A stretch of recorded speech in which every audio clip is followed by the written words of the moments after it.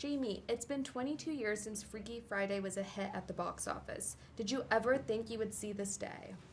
Well, I wondered if I would ever get to make another Freaky Friday because wherever I went in the world, people would talk to me about it. It's just a given. And my joke always was, well, we have to wait until Lindsay's old enough to have a 15-year-old child, and then we can make a sequel. And then we figured out that she was old enough to have a 15-year-old child, and so here we are. So I wondered if we were going to be able to, but you never know, and whether Disney, whatever. So yes, I always wondered if we might be able to, and yet I was hopeful, but it required math, and I wasn't very good at math, so I was just hoping. And Sophia, you were a fan of the original. What did you think when you heard they were making a sequel? Well, when I heard that they were making a sequel, I wanted to be in on it so bad.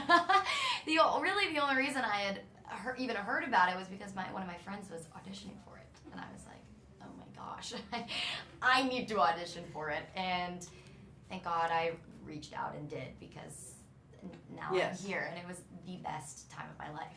Best summer ever.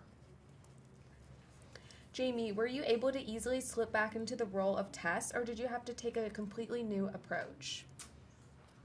I always hoped if we did a sequel that I would be able to it would be a little bit like muscle memory.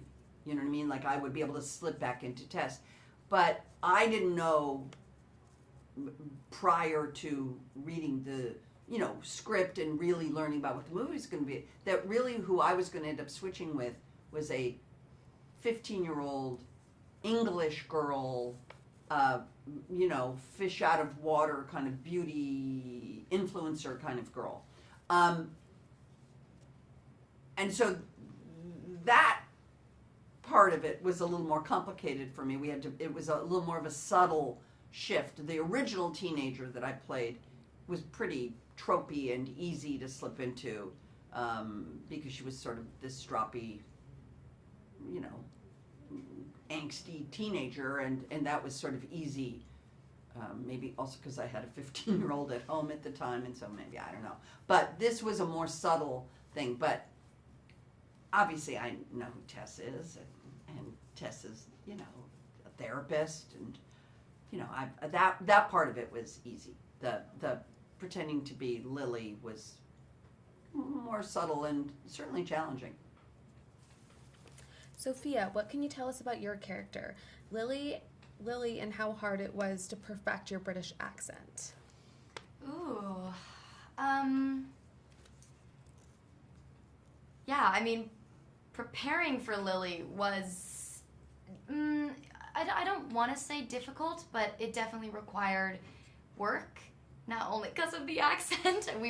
Mandy and I both worked with the same dialect coach whom he had worked with before, and she was lovely.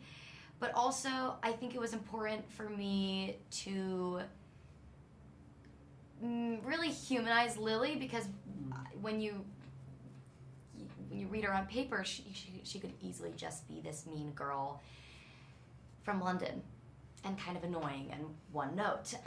But she actually has so much depth and a lot of vulnerability that she covers up with all of her interests and all these beauty things and fashion and really wanting to be smart and good enough. And I think that was honestly the most important thing for me, because I wanted her to have depth. I didn't want her to just be this mean girl who finds herself in this ridiculous situation, because, a body swap movie is fun and funny, but those moments are what's really important. That's why you got the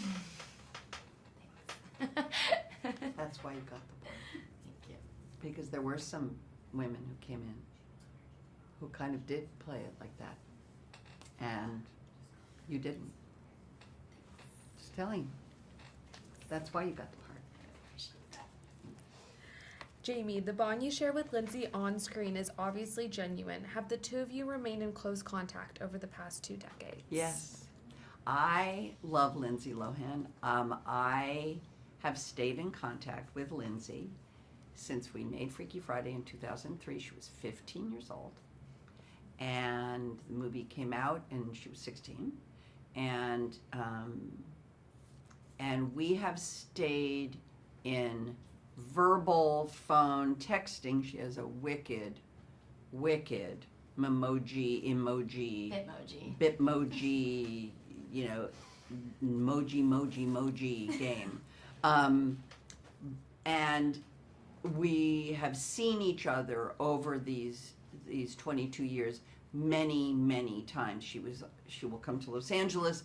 We will see each other here. I'll go to New York. We'll see each other there. She lives in Dubai, so it's harder to see her, but she brought her baby to Los Angeles, and way before we had announced that we were making the movie, she came to Los Angeles and brought little Luai, and in fact, when she brought Luai over to my house and I met Badr, we took a picture, just the two of us, and I posted on the Instagram, and that was the picture that really got